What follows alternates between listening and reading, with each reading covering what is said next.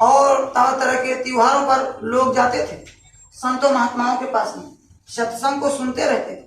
तो सत्संग में सब कुछ, कैसे खाया जाए, कैसे उठा जाए, कैसे बैठा जाए, कैसे व्यवहार किया जाए, कैसे उस मालिक को याद किया जाए, सब बात सिखाते थे। अपने बाल बच्चों को भी ले जाते थे तो उनके अंदर भी वो संस्कार पड़ जाता था, संस्कार डाल देते थे। तो वही बच्चे अपने माता पिता की सेवा करते थे। वही बच्चे देखो आप अपने माता पिता को कंधे पर लाद करके और कितना तीर्थ यज्ञ सब कुछ करवाया। लेकिन आज वही बच्चे क्या हो गया, वही बच्चे आज खूब कमाते हो, उनकी खूब सेवा करते हो, पढ़ा लिखा करके डॉक्टर इंजीनियर बना देते हो। लेकिन जब बुढ़ापा आता है, जब मुंह से खकार निकलता है, तब कहते हैं कि तेरी सेवा हम नहीं कर पाएंगे। ऐसे ऐसे बुजुर्ग मिले हमको। हम गए थे उधर आंध्र प्रदेश में, तिरुपति बालाजी में एक वृद्धा आश्रम था, वहां गए तो उस माँ से बात करने लगे तो ऐसे दर दर दर दर आंसू गिरने लगा, रोने लगी कि अपने लड़के को मैंने पढ़ाकर बताया कि अरे अपने लड़के को मैंने, जब तक वो 5 साल का नहीं हुआ तब तक मैं अपने हाथ से उसको उसके मुंह में सब कुछ आहार कराती थी, खिलाती थी, पिलाती थी। लेकिन और उसके बाद में जब तक बड़ा नहीं हो गया, जब तक पढ़ लिख करके जवान नहीं हो गया, पढ़ लिख नहीं पाया, तब तक अपने धन संपत्ति को अपना धन संपत्ति नहीं समझा, सब उसका समझा। बेच करके भी चाहे जो जिद किया मैंने वो पूरा किया, पढ़ाया लिखाया, बड़ा आदमी बनाया। लेकिन आज जब मेरा सेवा करने का अवसर आया, जब मुझको पालने का अवसर आया, तब वो लेकर आया कि चलो आपका दवा ले आता हूँ, और लेकर आया चौराहे पर छोड़ करके चला गया। तो ये वृद्धा आश्रम वाले मिल गए और हमको लेकर के आए और यहाँ रखे हैं। तो आज वो संस्कार खत्म हो गया। देखो एक भाई के कहने पर, एक पिता के कहने पर राजपाट पर लात मार के और राम वनवास चले गए थे। एक भाई के लिए लक्ष्मण अपने पत्नी को, अपने परिवार को त्याग करके भाई के प्रेम में भाई के साथ वनवास चले गए थे। लेकिन आज एक एक इंच के जमीन के लिए झगड़ा करते हैं। एक भाई इस पटरी पर चलता है तो एक भाई उस पटरी पर चलता है। एक भाई भाई के खून के प्यासे बन गए। क्यों? सत्संग की कमी से। आप पैसे से धन खरीद सकते हो, विद्या खरीद सकते हो, संस्कार नहीं खरीद सकते हो आप। इसलिए जैसे एक छोटे से बच्चे को दूध पीने के लिए उसके माँ की जरूरत होती है, ठीक उसी प्रकार से इस समय पर संसार के प्राणियों को सत्संग की जरूरत है। सत्संग सुनना चाहिए, सत्संग को सुनना चाहिए। तो सत्संग में यह बात बताते हैं कि देखो ये जो मनुष्य शरीर मिला है, ये किराए का मकान है। जैसे इसको हम रेंट पर लिए हैं, एक न एक दिन इसको खाली कर देना पड़ेगा। ठीक ऐसे ही 96 करोड़ श्वास की पूंजी हमको मिली है और एक दिन वो पूरा होगा और हमको इस शरीर को खाली कर देना पड़ेगा। और इसके अंदर जो जीवात्मा बैठी है, जीवात्मा यहीं पर बैठी है जहाँ पर हम आप तिलक चंदन लगाते हैं। महिलाएं, माताएं, बहनें टिकुली बिंदिया लगाती हैं। यहीं पर 1.5 इंच की दूरी पर वो जीवात्मा, ईश्वर अंश जीव अविनाशी चेतन अमन साह सुखरस। चेतन वो जीवात्मा ईश्वर का ही अंश। जैसे आपके बगल में समुद्र है तो वहां तो समुद्र है, उसी में से 1 लोटा पानी निकाल रहा हो, वही समुद्र का पानी तो ये रहेगा, पानी ही रहेगा, ये समुद्र का रहेगा। इसी तरह से वो अथाह सागर से कुछ जीवात्माओं को इस संसार में भेज दिया गया। उसी के हम अंश हैं, उसी मालिक, उसी भगवान के हम अंश है और इसमें वो बैठे और उसी का प्रकाश पूरे शरीर में फैला। अब ये जब तक इसमें है तब तक चलते हैं, ठक्कर दिखाते हैं, हम दौलत कमाते हैं और जो मन लगे वो करते हैं। लेकिन जब ये निकल जाता है तो ये शरीर पिंजरा, जैसे अभी आपने प्रार्थना में गाया कि क्या लेकर तू आया बंदे, क्या लेकर के जाए। जब हम आप जन्म लिए थे तो मुट्ठी बंद था, जन्म लिए थे, नंगे जन्म लिए थे, और जब जाएंगे तब कुछ जाएंगे। कितना अरबपति बन जाए, करोड़पति बन जाए, सब यहीं पड़ा रह जाए। ये हमारे आपके साथ जाने वाला नहीं। तो बाबा जी ने बताया कि मनुष्य शरीर आपको मिला कैसे। मैंने शुरू में आपको एक बात पिंच किया था कि भाई आप कहाँ के रहने वाले, आप कहाँ के वासी हैं। तो इसको भी मैं आपको बता देता हूँ, छोड़ूंगा नहीं। तो क्या देखो, जब हम माँ के गर्भ में थे तो आप सोच रहे हो कि वास्तव में हम माँ के गर्भ से पहले कहाँ थे। क्या होता है कि कर्मों के अनुसार माँ के गर्भ में हम 5 महीने 10 दिन के जब होते हैं तब वो मालिक वो प्रभु परमात्मा जीवात्मा को इसमें डालता है। जब 5 महीना 10 दिन का मांस का लोथड़ा बन करके माँ के गर्भ में तैयार हो जाता है। माँ गर्भ उल्टा लटकाना दादुर पक्षी के समान है, जैसे चमगादड़ पंछी होता है। चमगादड़ तो जानते होगे आप, पेड़ों में उल्टा लटका रहता है। ऐसे ही सर नीचे और पैर ऊपर की हुए बच्चा माँ के गर्भ में रहता है। और जब जीवात्मा उसमें डालते हैं तो ये जीवात्मा में एक आंख, एक कान, एक नाक होता है। उस आंख से उस मालिक का दीदार करता रहता है, ज्योति स्वरूप में बराबर दर्शन करता रहता है। और इतने नहीं, जो कान होता है उससे उस वेद वाणी, आकाश वाणी, उस आवाज को भी, कलमा आयते को आवाज अंदर में सुनता रहता है। इतने ही नहीं, उस आंख से देखता भी ये रहता है कि मैं पिछले जन्म में चूहा था, मुझको कुत्ता खरीद खरीद के खाता था, बिल्ली मुझको दौड़ दौड़ के नोचती थी, मैं चूहा था, मैं गधा था, मेरे ऊपर ईटा लोड करते थे, मैं घोड़ा था, मुझको यहाँ से वहां तक चलाते थे, मेरा सवारी करते थे, मैं ऊँट था, मेरे ऊपर लोग बैठ करके सफारी करते थे। उसको सब दिखाई पड़ता है। तब अंदर में प्रार्थना करता है, हे प्रभु कृपा करो यही भांति, और सब दस भजन करब दिन राति। तब वो मालिक से प्रार्थना करता है, ये मालिक इस माँ के नर्क रूपी गर्भ से बाहर निकालो। कहोगे भाई माँ के गर्भ को आपने नर्क बता दिया। नर्क कैसे उसको कहते हैं? कैसे उसने कहा? जहाँ टट्टी पेशाब का खराब हिस्सा होता है, टट्टी पेशाब की थैली जहाँ होती है वहीं उसका मुंह रहता है। अब सोचो यहाँ टट्टी पड़ी हो तो कोई बैठेगा? फिर कहोगे साफ सफाई करो भैया तब बैठेंगे, यहाँ कौन गंदगी में बैठेगा? लेकिन वो बच्चा का मुंह और नाक वहीं टट्टी पेशाब के थैली के पास, और ऊपर जठरांगनी जहां पर भोजन पचता है वो तपती रहती है। और जब माताएं कभी तीखा मिर्चा ये वो जब खा लेती हैं चटर पटर, तब उसको बड़ा कष्ट होता है, तब वो इधर उधर हिलता है। उसको जब कष्ट होता है तब माताएं बड़ी खुश होती हैं कि मेरा बच्चा चल रहा है। चलता नहीं भैया, उसको कष्ट हो रहा है, अंदर उसको कष्ट होता है। तब तो वो जब 5 महीने 10 दिन का, तो इसीलिए उसको नर्क रूपी गर्भ बताया गया, क्योंकि टट्टी पेशाब में बेचारा डूबा रहता है, बड़ा दुर्गंध आता है, लेकिन क्या कर सकता है। तब उस रात दिन उससे गुहार लगाता है, रात दिन प्रार्थना करता है, तू ही तू तुत्कारती। रात दिन, बिल्कुल रात दिन उन बस रट ही लगाया था कि ये मालिक अब दया बोला, तू ही तू तुत्कारती, जपता अजपा जा, बिल्कुल जप रहा था कि बस एक बार दया करो, एक बार इससे निकालो मुझको। बाहर जाने के बाद कुछ नहीं, लेकिन बाहर आते ही, बाहर आकर भरम यहाँ बहुत उठाए पाप, बाहर आते ही भरम जाता है, पापों में फंस जाता है, कर्मों में फंस जाता है। कैसे, मैं आपको बताता हूँ।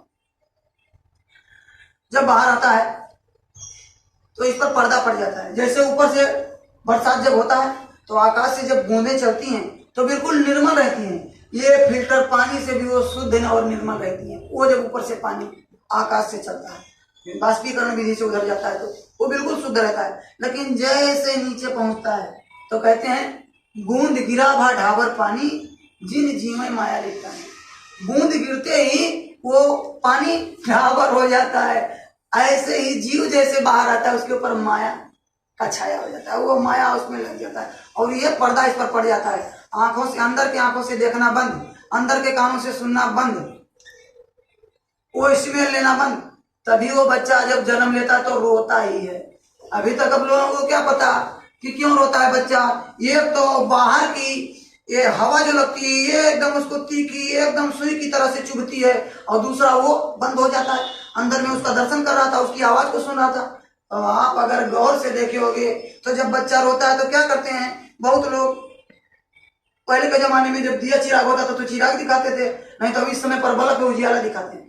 तो आपको अगर 100 वाट का बल्ब ऐसे दिखा दिया जाए तो देर तक नहीं देख सकते, लेकिन उस बच्चे के सामने 1000 वाट का बल्ब ऐसे लगा दो, वो ऐसे देखता रहेगा, ये एक बार भी पलक नहीं झपकाएगा, क्योंकि अंदर में उसका दीदार करता रहता है, उसका आदत पड़ जाता है उसको देखने का, वो प्रकाश और नूर अंदर देखता रहता है, तो ऐसे देखता रहता है। और बच्चा जब रोता है और तब क्या करते हैं माताएं, मैंने कभी थाली बजा देती हैं, कभी कुछ बजा देती हैं, गुनगुना बजा देती हैं, तो चुप हो जाता है, क्योंकि वेदवाणी आकाशवाणी का आवाज वहां सुन रहा था।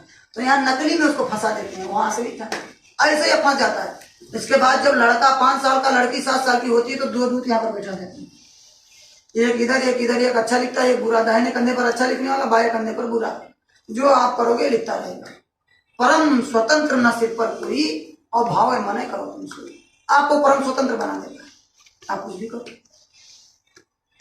आप पाप करो, पुण्य करो, भूखे को भोजन करा दो, प्यासे को पानी पिला दो, किसी गरीब नंगे को कपड़ा दे दो, आप किसी का शादी गरीब लड़की की करा दो, किसी के पास घर नहीं है, वतन नहीं, उसका घर बनवा दो, तो ये सब पुण्य में आता है, पुण्य कर सकते।